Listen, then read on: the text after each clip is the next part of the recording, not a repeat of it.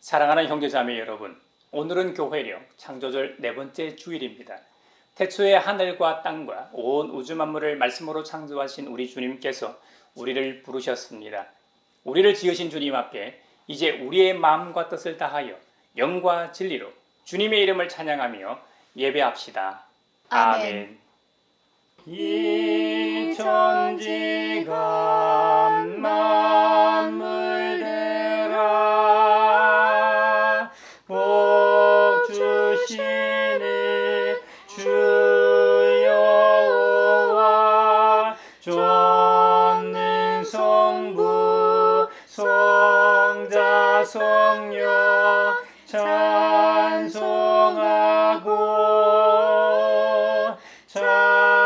찬송하세. 아멘.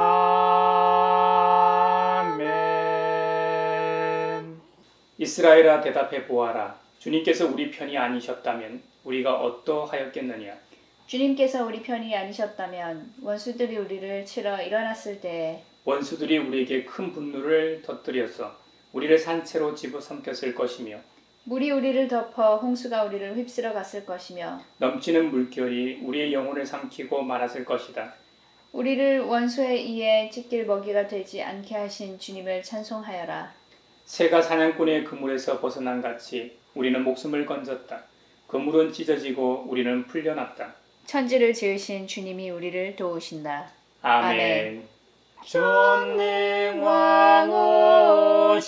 오셔서 주 이름 찬송케 하옵소서. 영광과 권능의 성부여 오셔서 우리를 다스려 주옵소서.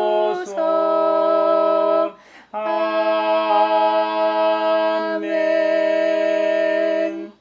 주님 안에서 한 식구된 형제자매 여러분, 지극히 높으시고 거룩하신 하나님 앞에 겸손히 엎드려 참 마음으로 우리의 죄를 자복하고 회개함으로써 새로운 말씀을 받읍시다.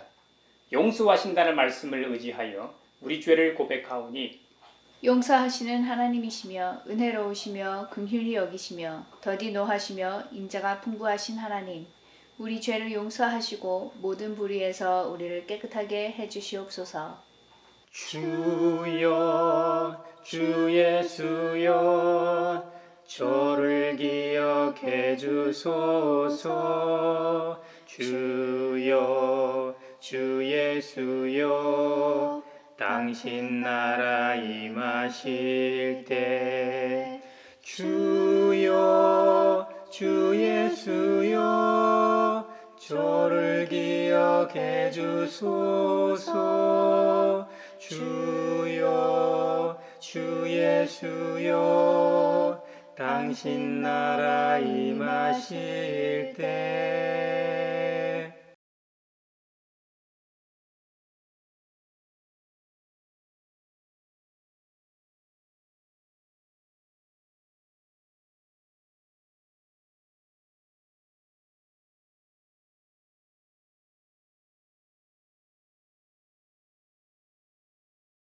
주님의 말씀이 여기 있습니다. 우리 중 누가 정죄의 자리에 설 수 있습니까? 오직 그리스도, 우리를 위해 죽으시고 다시 살아나신 주님뿐이십니다. 그 주님께서는 나도 너를 정죄하지 아니하노니 가서 다시는 죄를 범하지 말라고 말씀하셨습니다. 우리 주님께서 여러분의 죄를 용서하셨음을 주님의 이름으로 선언합니다. 아멘. 찬미하여라 오 나의 영혼아 찬미하여라 거룩한 주 이름 찬미하여라 오 나의 영혼아 찬미하여라 거룩한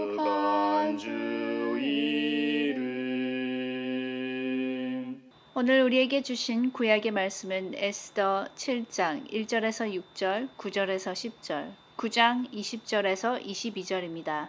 하나님의 말씀을 경청하십시오. 왕과 하만은 에스더 왕후가 차린 잔치에 함께 갔다.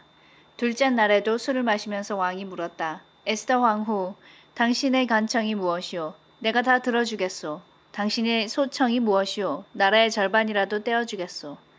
에스더 왕후가 대답하였다.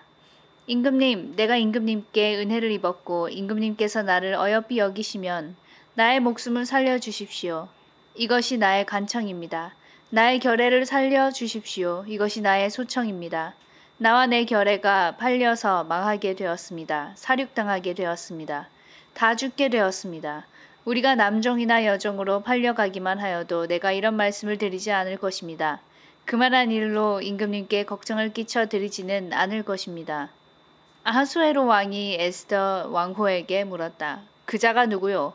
감히 그런 일을 하려고 마음을 먹고 있는 자가 어디에 있는 누구인지 밝히시오. 에스더가 대답하였다.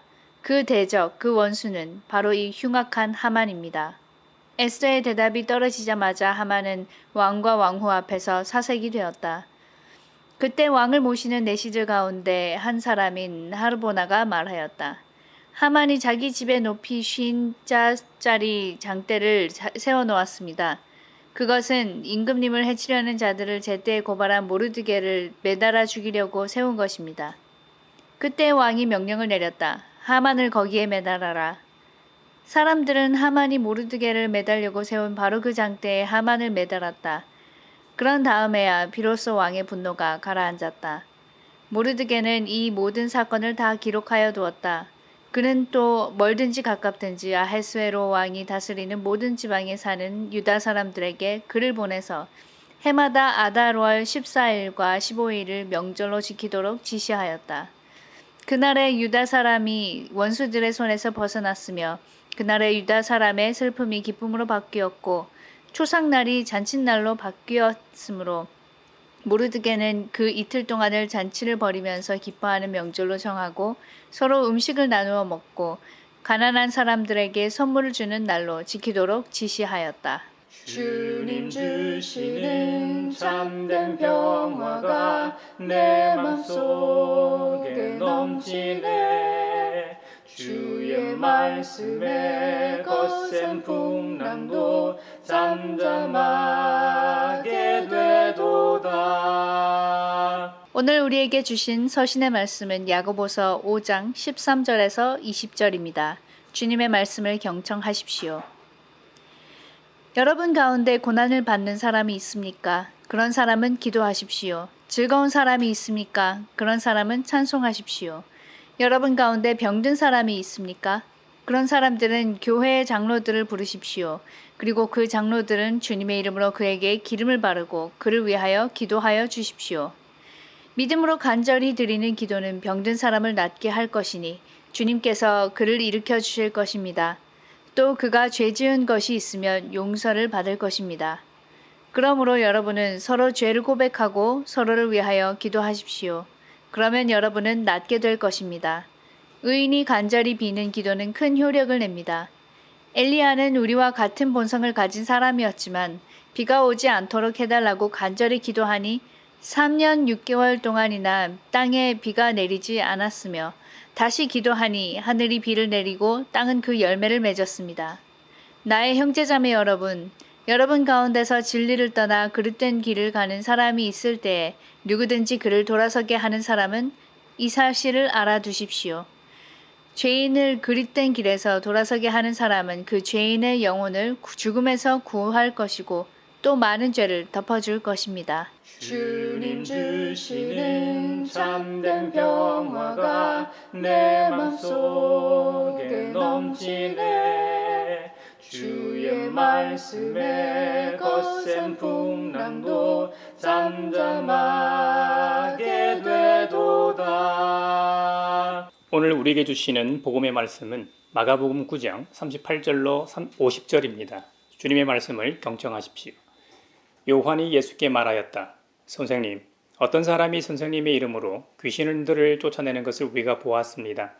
그런데 그 사람은 우리를 따르는 사람이 아니므로 우리는 그가 그런 일을 하지 못하게 막았습니다. 그러나 예수님께서는 이렇게 말씀하셨다. 막지 말아라. 내 이름으로 기적을 행하고 나서 쉬이 나를 욕할 사람은 아무도 없기 때문이다. 우리를 반대하지 않는 사람은 우리를 지지하는 사람이다. 내가 진정으로 너희에게 말한다. 너희가 그리스도의 사람이라고 해서 너희에게 물 한 잔이라도 주는 사람은 절대로 자기가 받을 상을 잃지 않을 것이다. 또 나를 믿는 이 작은 사람들 가운데서 하나라도 죄짓게 하는 사람은 차라리 그 목에 큰 맷돌을 달고 바다에 빠지는 편이 낫다. 네 손에 너를 죄짓게 하거든 그것을 찍어버려라.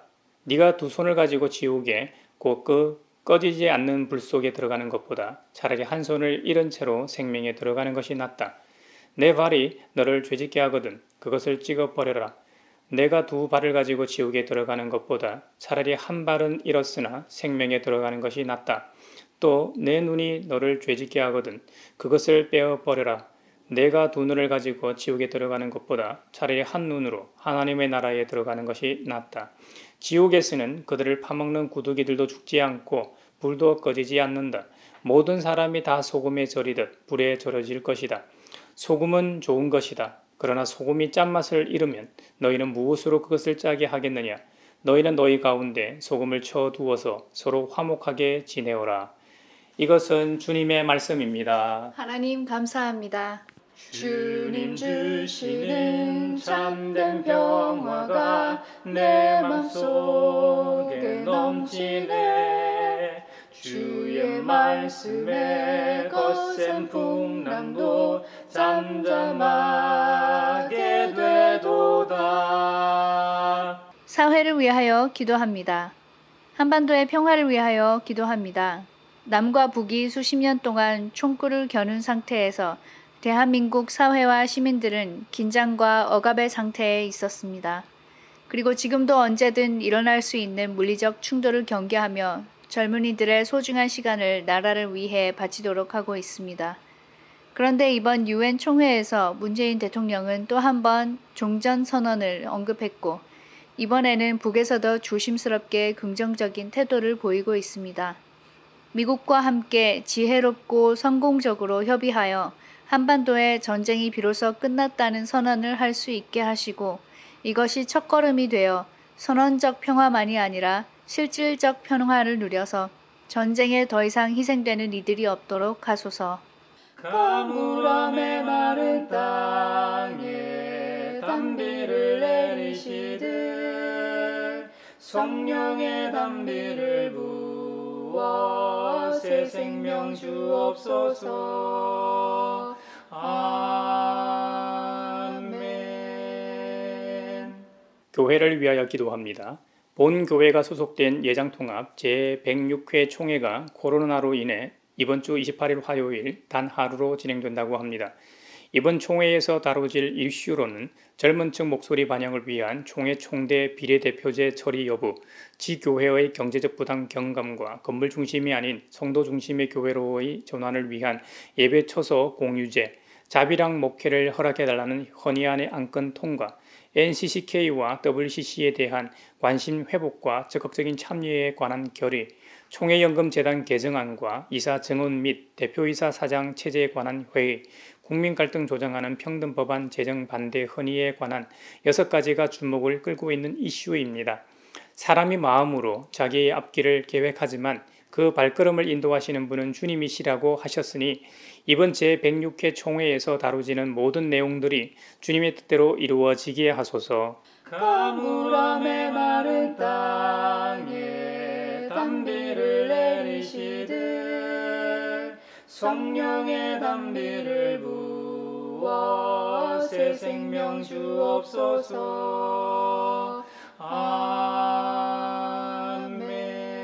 아멘. 세계 평화를 위하여 기도합니다. 캐나다에서는 1831년부터 1996년까지 15만여 명의 원주민 어린이들을 가족에게서 분리하여 가톨릭 기숙학교에 보내는 정책이 있었습니다. 2015년에 캐나다 진실과 화해위원회에서 진상조사를 한 끝에 아이들은 기숙학교에서 지속적으로 신체적, 성적으로 학대당했으며 원주민 문화를 버리고 기독교로 개종하도록 강요당했다고 합니다. 그동안 6천 명의 아이들이 학대와 열악한 환경에 의해 죽었고 최근에는 기숙학교 주변에 1,000여 명이 넘는 원주민 아이들의 이름이 없는 시신이 발견되었습니다. 원주민 단체와 진실과 화해위원회 그리고 캐나다 총리는 가톨릭 교회와 교황의 공식적인 사과를 촉구하고 있습니다. 모든 진실이 세상에 드러나 교회와 캐나다 정부의 참된 회개가 있게 하시고 캐나다 원주민 커뮤니티와 생존자들과 가족들을 위로하시고 치유하여 주소서. 가물함의 마른 땅에 단비를 내리시듯 성령의 단비를 부어 새 생명 주옵소서. 아멘. 오늘 본문에는 흥미롭게도 귀신을 쫓아내는 것에 대해 예수님과 제자들이 나누는 장면이 나옵니다. 특히 요한 사도가 예수님께 말하기를, 선생님, 어떤 사람이 선생님의 이름으로 귀신들을 쫓아내는 것을 우리가 보았습니다. 그런데 그 사람은 우리를 따르는 사람이 아니므로 우리는 그가 그런 일을 하지 못하게 막았습니다 하고 말하였습니다. 이에 예수님께서 의외의 대답을 하십니다. 막지 말아라. 내 이름으로 기적을 행하고 나서 쉬이 나를 욕할 사람은 아무도 없기 때문이다. 우리를 반대하지 않는 사람은 우리를 지지하는 사람이다. 내가 진정으로 너희에게 말한다. 너희가 그리스도의 사람이라고 해서 너희에게 물 한 잔이라도 주는 사람은 절대로 자기가 받을 상을 잃지 않을 것이다. 하고 말씀하셨습니다. 예수님과 제자 요한이 나눈 이 이야기 배경은 이렇습니다. 예수님 당시 대부분의 사람들이 악령을 믿고 있었습니다. 그 당시 사람들의 정신적 육체적 질병은 모두 악령의 짓이라고 생각했던 것이죠. 이 악령을 쫓아내는 방법은 그 악령보다 더 센 영의 이름으로 그 악령을 쫓아내는 방법이었습니다. 예수님께서 제자들을 둘씩 짝지어 보내실 때 귀신을 제어하고 쫓아낼 수 있는 능력을 함께 주셔서 파송하셨던 것도 이런 이유에서일 겁니다. 그래서 제자들은 전능하신 예수님의 이름으로 귀신을 쫓아내고 주님의 이름을 드러내고 영광을 돌렸던 것이죠. 그런데 여러분, 주님으로부터 직접 보냄이나 지시를 받지도 않았던 사람들이 똑같이 주님의 이름으로 악령을 쫓아내는 것을 보고 제자들이 중지시켰다는 겁니다. 그 사람이 예수님의 제자 중 하나가 아니었기 때문에 금하였다는 말입니다. 그러나 예수님께서는 주님의 이름으로 기적을 행하고 주님을 욕하며 원수될 사람은 없다고 하십니다. 심지어 주님께서는 우리를 반대하지 않는 사람은 우리를 지지하는 사람이라고까지 말씀하십니다. 이 말씀은 모든 그리스도인들이 배워야 하는 관용에 대한 교훈입니다. 기독교가 배타적인 종교라고들 말합니다. 그 말은 어느 정도 일리가 있는 말입니다. 우리 예수님 자신이 선포하신 것처럼 내가 곧 길이요 진리요 생명이니 나로 말미암지 않고는 아버지께로 올 자가 없느니라. 즉 하나님께 이르는 길은 오직 예수 그리스도만을 통해서만 가능하기 때문입니다. 이 점에 있어서 기독교는 분명히 배타적일 겁니다. 하지만 이 점을 제외하곤 배타적이지 않습니다. 구원에 이르는 길 외에 배타적이라면 그것은 기독교의 본질이 아닙니다. 오늘 본문에서 주님은 요한에게 너의 고정관념에서 깨어나라고 말씀하십니다. 사람은 항상 우리가 이해할 수 없는 것에 대해 배타적인 자세를 취하곤 합니다. 대부분의 이단들이 취하는 자세가 배타적인 자세입니다. 무엇보다 기존의 교회를 부정하고 그들만이 유일한 구원의 집단이라고 외칩니다. 오늘날 문제시 되는 신천지의 경우도 마찬가지입니다. 대부분의 이단들이 초신자들을 보습하는 것이 아니라 기성교회와 성도들을 대상으로 공격한다는 점입니다. 신천지 신자들의 대부분이 기성교회에서 수평이동한 사람들입니다. 신천지에서는 기성교회 하나를 포섭하는 것을 산을 옮기는 것이라고 표현하기도 한다죠. 이와 반대로 진정한 교회는 배타적이지 않아야 합니다. 자신과 생각이 다른 이들을 주님이 말씀하신 것처럼 관용의 자세로 그들을 존중해야 합니다. 이 점은 교회 내나 교회 밖에서도 마찬가지입니다. 아무리 뛰어난 신학자라고 해도 모든 진리를 다 알 수는 없는 법입니다. 그러므로 자신이 모든 것을 다 통달한 것처럼 말하고 행동하는 것은 교만하기 짝이 없는 행동입니다. 돈키호테의 저자 세르반테스는 말하기를 하나님은 그의 백성을 하늘나라로 옮길 많은 길을 갖고 있다라고 하였습니다.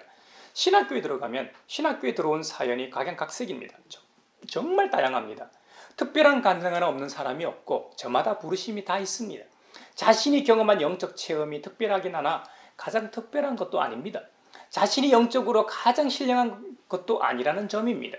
분명히 자신보다 더 특별한 경험을 한 지체들이 있다는 사실입니다. 그러므로 하나님께서는 사람의 수만큼 다양한 방법으로 그들을 부르시고 그들을 인도하심을 기억해야 합니다. 관용은 바로 타인에 대한 존중과 존경에서 시작되는 것입니다.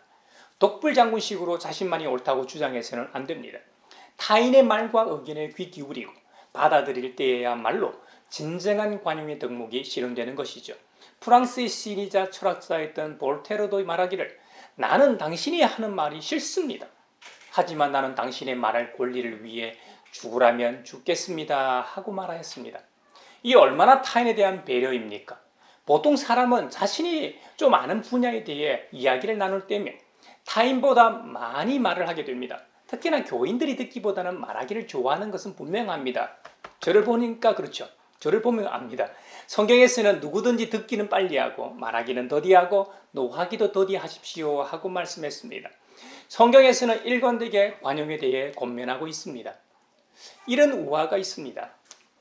훌륭한 이 반지를 갖고 있는 사람이 있었는데요. 누구든지 그 반지만 끼면 성질이 온화해지고 성실해져 모든 사람에게서 사랑을 받았습니다. 그 반지는 부적으로서 항상 아버지에게서 아들에게로 전수되었고 언제나 효력이 있었다고 합니다. 세월이 흘러 그 반지는 새 아들을 똑같이 사랑하는 아버지에게 와 있었습니다. 그 사람이 죽을 때가 되어 아들에게 전수해야 하는 상황이었습니다. 그는 어떻게 했을까요? 어떤 아들에게 그 훌륭한 반지를 전수해 주었을까요? 그는 누구도 분간할 수 없도록 진짜와 똑같은 반지를 2개 더 만들었습니다. 그리고 임종의 순간 세 아들을 하나하나 따로따로 불러 유언과 함께 사랑의 말을 한 후 세 아들 모두에게 반지를 끼워 주었다고 합니다. 아버지가 세상을 떠나고 난 후 세 아들은 자신만이 아니라 다른 형제도 똑같은 반지를 끼고 있는 것을 보게 됩니다. 어느 것이 진짜 그 훌륭한 반지인지에 대해 고민하며 갈등하게 됩니다. 그래서 결국 이것을 현명한 재판관에게 갖고 가게 됩니다. 재판관은 반지를 조사한 후 아무 말이 없었습니다. 그러다가 마침내 그는 판결을 내립니다. 나로서는 어느 것이 마법의 반지인지 알 수 없습니다. 그러나 당신들은 증명할 수 있습니다. 그러자 세 아들은 우리가 할 수 있다고요? 하고 반문합니다. 그러자 재판관은 그렇습니다. 왜냐하면 진짜 반지가 그것을 낀 사람의 성격을 온화하게 만들 수 있는 것이 사실이라면 그 사람의 선량한 생활에 의하여 자신뿐만 아니라 이 사회에 있는 다른 모든 사람도 진짜 반지를 낀 주인공을 분별할 수 있을 것이기 때문입니다. 그러므로 각각 자신의 방법으로 하십시오. 모든 행동에 친절하십시오. 그리고 성실하고 용감하고 정직하십시오. 그렇게 된다면 그 사람이 진짜 반지의 소유자가 될 것입니다. 라고 판결을 내렸다는 겁니다. 재판관은 사건을 생활로 증명하도록 판결을 했던 것이죠. 그렇다면 그리스도인인 우리는 어떠해야 하겠습니까? 이와 마찬가지로 어떤 사람을 선량하게 만드는 신앙을 비난할 수 없습니다. 우리의 신앙이 진짜라면, 우리가 믿는 하나님이 진짜 하나님이시라면, 우리의 교회가 진짜라면 어떨까요? 우리의 삶으로, 우리의 말과 행동의 복음의 편지로 나타나야만 하지 않겠는지요? 우리가 이런 일을 기억한다면 지금보다는 비관용적인 것이 줄어들 겁니다. 그렇다면 이 사회도 비관용적인 일들이 줄어 서로 관용하는 일들이 많은 사회가 될 것입니다. 그 일에 그리스도인인 저와 여러분이 있기를 바랍니다. 관용에 대한 이야기에 이어 예수님께서 죄의 유혹에 대해 말씀하십니다. 우리는 이 손과 발, 눈처럼 하나님이 주신 선한 것임에도 불구하고 그것들이 우리를 잘못된 길로 인도한다면 그것마저도 뿌리칠 준비가 되어 있어야 한다는 교훈입니다. 이것은 진짜 우리의 사지를 잘라라는 의미보다는 우리의 인격에서 소중한 부분, 즉 온전한 인간성의 여러 양상을 의미합니다. 그런데 그런 부분이 때로 사람을 넘어뜨려 예수님을 따르는 사람을 망하게 할 수 있습니다. 그럴 때 조심하라는 경고일 겁니다. 당뇨 합병증으로 실명하거나 손이나 발, 심한 경우에는 팔다리를 절단해야 하는 사람도 봤습니다. 이것처럼 육체적 문제에서 생명을 보존하기 위해 수족 또는 몸의 일부를 끊어야 하는 때가 있지 않습니까? 어떤 상황에서는 생명을 보존하기 위한 유일한 방법이 사지절단 또는 몸의 일부를 제거해야만 하는 경우가 있습니다. 유대 랍비들도 몸의 일부분이 죄를 범하는 일이 있다는 것을 비유하곤 했습니다. 눈과 심정은 죄의 중개인이다. 눈은 음란하기 때문에 그 눈을 따라가는 자는 화가 있을 것이다. 인간에게는 본능이 있지요. 인간의 신체적 어느 부분은 죄를 범할 때가 있습니다. 주님의 직계 제자인 사도들을 포함하여 우리 모두가 한순간 죄를 범할 수 있음을 기억해야 합니다. 제자의 길은 힘들며 희생을 요구한다는 사실을 또한 명심해야 합니다. 오늘날 적지 않은 사람이 예수님을 따르는 목적이 개인의 만족과 충족일 수 있습니다. 개인의 영성이라는 것 역시 우리의 필요를 채워줄 영성인지도 모릅니다. 우리 주님은 나를 따르려거든 뭐라고 말씀하셨습니까? 자기를 부인하고 자기 십자가를 지고 주님을 따르라고 하시지 않았습니까? 그만큼 제자의 길이란 만만치 않는 길이라는 겁니다. 주님을 따르는 제자들이 길에서 자리 다툼할 만큼 멋지고 쉬운 길이 아니라는 것이죠. 마가복음 9장에서 손과 발, 눈이 잘못된 길로 인도할 때 그 유혹에 빠지는 이들은 지옥이라는 곳으로 간다는 겁니다. 본문에서는 지옥과 생명을 대조하며 말씀하시는데요. 생명으로 표현되는 하나님 나라의 반대의 이 지옥은 성경에서 게헨나라는 단어가 사용되었습니다. 이 말은 지옥을 의미하는 영어의 헬에 해당하는 히브리의 원어 게힌놈을 헬라어로 번역한 말입니다. 게힌놈. 그 뜻은 흰놈의 아들 골짜기라는 말인데요. 즉 애국의 골짜기라는 말입니다. 성경에서 여호수아 15장 8절에 처음으로 등장합니다. 옛날 예루살렘 성 남서쪽을 지나가는 협곡 이름으로 사악한 역사를 갖고 있습니다. 아하스 왕 이후 아이들을 몰록에게 바치기 위해 불의 제사를 행했는데요. 그 불 속 제물로 선택된 어린아이를 희생제물로 던져 넣어 제사를 드렸던 곳입니다. 요시야 왕이 이르러 개혁을 단행할 때 흰놈의 골짜기는 더럽혀진 장소라고 선언하였습니다. 그 결과 이후로는 예루살렘 성민의 쓰레기를 버리는 장소로 사용되었던 곳입니다. 그래서 이곳은 더러운 곳이 되었고 폐물 가운데 구역질나는 구더기가 득실거리게 되었던 것이죠. 소각하는 화로가 같이 언제나 연기를 피우고 있었습니다. 이 흰놈의 골짜기에 대한 실제 묘사는 이사야 끝장 끝절인 66장 24절에서 주님을 거역한 자들이 시체가 있는 곳이고 그 시체들 구더기가 먹고 그들을 삼키는 불도 꺼지지 않는 불이라고 기록하고 있습니다. 모든 사람이 그들을 보고 소름이 끼칠 것이라고 기록하고 있습니다. 죄의 유혹을 이기지 못하고 넘어가는 자들은 지옥의 모형인 게헨나에서 죽지도 못하고 영원히 고통과 저주 속에 살아가게 된다는 겁니다. 그러므로 차라리 범죄한 신체 일부분을 잘라버리고 온전하지 못한 몸이지만 영원한 생명이 있는 하나님 나라에 들어가는 것이 훨씬 낫다고 경고하고 계신 것이죠. 지옥에서는 지옥에 간 죄인도 죽지 않고 그 죄인을 괴롭히는 구더기들도 죽지 않고 불도 꺼지지 않는다는 겁니다. 그래서 그곳에 있는 모든 사람이 다 소금에 절이듯 불에 절여질 거라는 겁니다. 우리가 김장철이 되면 배추를 소금에 절이지 않습니까? 그러면 배추는 숨이 죽어 자신의 모습을 잃어버리게 되죠. 소금 대신 불로 절인다 생각해 보십시오. 끔찍하지 않습니까? 성경에서 소금과 불은 좋은 의미로 사용되었습니다. 불은 대표적으로 성령을 상징하고 소금은 맛과 부패를 방지하는 역할을 하지 않습니까? 구약 시대에는 하나님께 바치는 모든 제물에는 소금을 쳐야만 했습니다. 제물에 치는 소금은 언약의 소금이었던 것이죠. 소금을 친다는 것은 정결하게 되었다는 의미로 하나님이 그 제물을 용납하시게 된다는 말입니다. 또 불에 의하여 비금속과 순수한 금속이 분리되지 않습니까? 그런 까닭에 인생을 깨끗하게 하는 존재가 바로 불이라는 도구입니다. 그래서 베드로 전서에서 보면 하나님께서는 우리의 믿음을 단련하시기 위해 때로는 불로 단련하신다고 기록하고 있습니다. 그 불의 시험, 즉 믿음의 단련은 예수 그리스도께서 재림주로 다시 나타나실 때에 우리 믿는 자에게 칭찬과 영광과 존귀를 얻게 한다는 겁니다.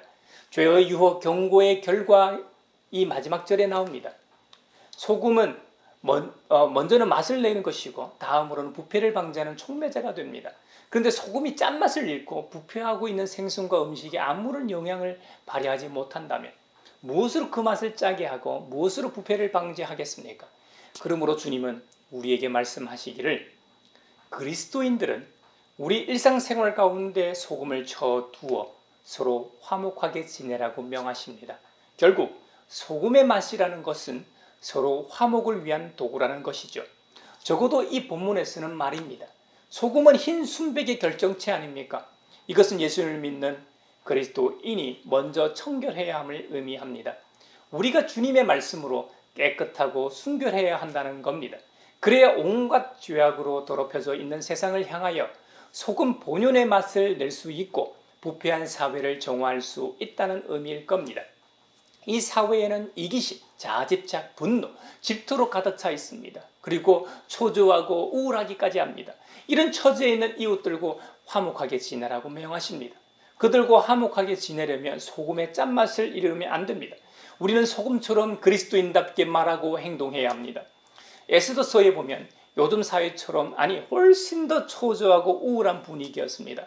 에스더서에는 황후 에스더와 아하수에로 황제의 이야기가 나옵니다. 아하수에로는 역사적으로 크세르크세스 1세를 가리킵니다.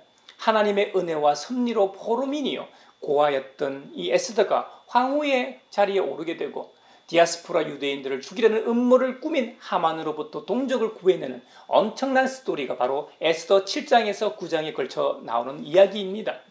에스더는 동족을 몰살시키려는 이 하만의 계략을 알고 처음에는 두려워 거절하지만 주님께 금식하며 기도하고 목숨을 걸고 황제의 명이 없었음에도 불구하고 나아가 잔치를 베풀 수 있게 허락을 받고 그 잔치 자리에서 황제로부터 은덕을 입고 동족을 구하게 됩니다.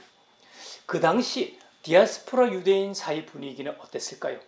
이제 우리 모두는 죽었구나 였을 겁니다. 하만이 누구입니까? 그는 아하수에로 황제 다음 가는 실세였던 총리 대신이었습니다. 소위 나는 새도 떨어뜨린다는 권력을 가지고 있는 막강한 사람이었습니다. 그가 수백 수천의 민족 중 한 민족 좀 모살시키는 것은 일도 아니었기 때문입니다. 이런 상황에서 에스더를 결단으로 이끈 것은 기도의 힘일 겁니다. 그리고 에스더의 행동이야말로 서로 화목하라는 주님의 말씀에 가장 잘 맞는 예라 생각됩니다. 기독교라는 것은 그리스도인이라는 것은 자신의 헌신과 손해봄을 각오하는 것입니다. 이런 점에서 에스더는 자기 목숨을 걸었으니 이보다 더 화목한 길은 없을 겁니다. 야고보서 5장에서도 서로 화목하게 지낼 수 있는 방법이 나와 있습니다. 고난받는 사람은 기도하고 즐거운 사람은 찬송하고 병든 사람은 교회의 장로와 같은 믿음의 형제자매를 초청하여 주님의 이름으로 기도하라는 겁니다. 믿음으로 간절히 드리는 기도는 병든 사람을 낫게 할 뿐만 아니라 그가 죄를 지은 것이 있으면 그 죄마저 용서를 받게 한다는 겁니다. 그러므로 서로 죄를 고백하고 서로를 위하여 기도하는 길이 서로 화목하게 하는 방법이라는 것이죠. 이 기도라는 것이 얼마나 대단하고 효력이 있는지 한 예를 듭니다. 구약의 선지자 엘리야는 우리와 같은 본성을 가진 사람이었지만 엘리야가 비가 오지 않도록 간절히 기도하니 무려 3년 6개월 동안이나 땅에 비가 내리지 않았다고 합니다. 다시 그가 기도하니까 하늘이 비를 내리고 땅은 그 열매를 맺었다고 합니다. 그만큼 기도가 중요하다는 것을 엘리야 선지자를 들어 강조하는 것이죠. 서로 화목하는 것 중에 최고는 영혼 구원임을 야고보 사도는 결론적으로 말하고 있습니다. 우리 중 누가 진리를 떠나 거룩된 길을 가는 사람이 있을 때에 누구든지 그를 돌아서게 하는 사람은 그 죄인의 영혼을 죽음에서 구할 것이고 또 많은 죄를 덮어줄 것이라고 말씀합니다. 예전에 들었던 얘기인데요. 한 선교사가 아프리카 오지 한 마을에 들어가 헌신적으로 선교 활동을 한 결과 그 마을 전체가 예수님을 믿게 되었다는 겁니다. 그 마을 주민들이 얼마나 순수하고 열심히 신앙생활을 했는지 각자마다 기도의 초소가 따로 있었다고 합니다. 그 마을 풍습이었을까요?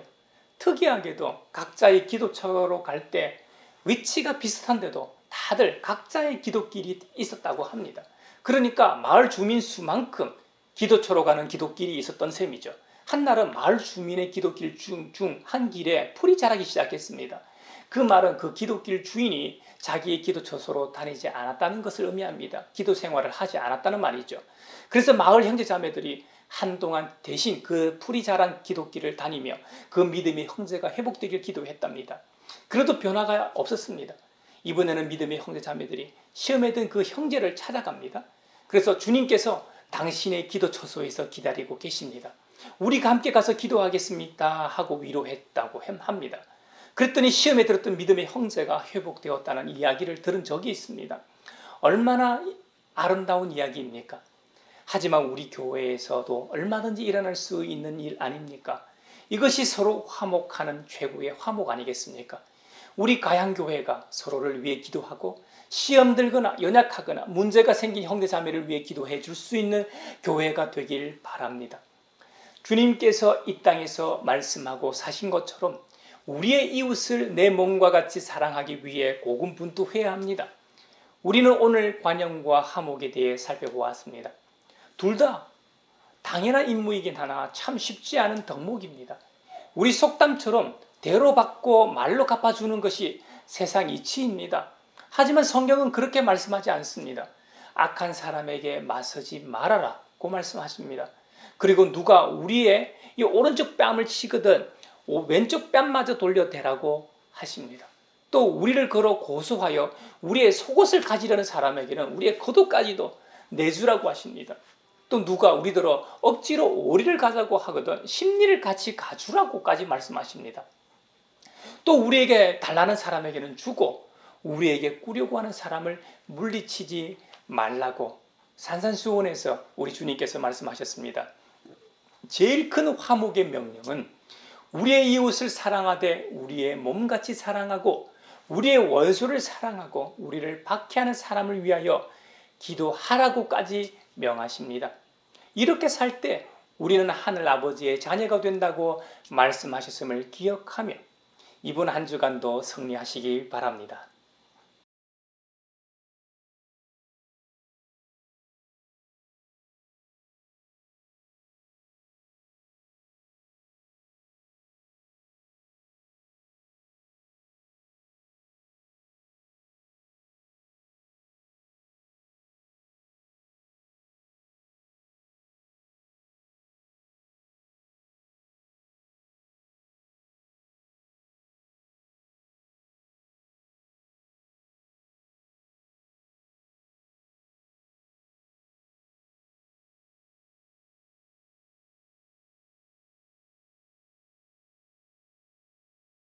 나의 하나님 받으소서.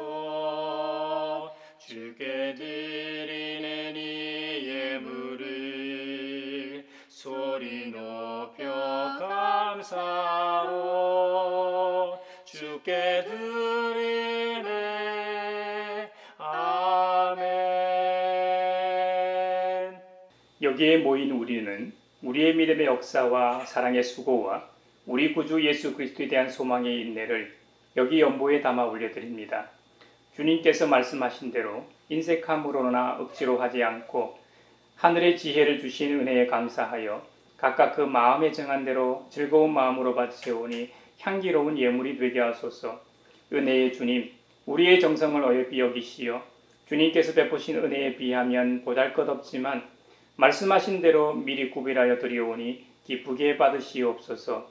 우리의 가진 것이 비록 적어도 바치는 기쁨은 더 커지고 버는 것이 적어도 나누는 즐거움은 더욱 넘쳐 우리 믿음의 소문이 각처에 퍼지게 하소서.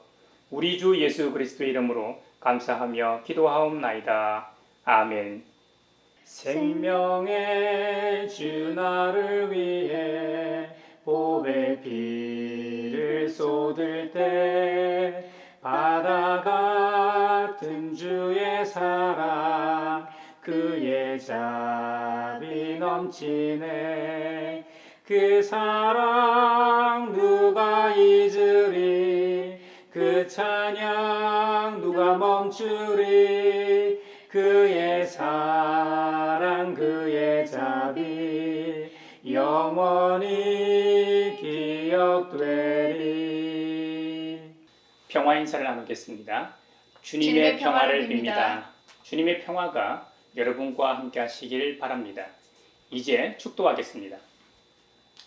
하나님 나라의 백성으로 부르신 아버지 하나님께서 여러분에게 복의 복을 내려주셔서 언제 어디서나 여러분을 지키시기를 원하며 주님께서 그분의 인자한 얼굴을 여러분에게 비추사 필요에 따라 물질과 건강과 은혜 베푸시기를 원하며 주님께서 여러분에게 그리고 여러분의 가정과 하는 일과 자녀들에게 함께 하시기를 원하며 주님의 몸된 하나의 거룩하고 보편적인 사도적인 모든 교회와 코로나 종식을 바라는 이 나라와 세계 그리고 주님의 자녀로서 주님의 성품인 관용과 화목을 실천하고자 다짐하는 사람들 위에 평강 주시기를 성부와 성자와 성령의 이름으로 축원하옵나이다.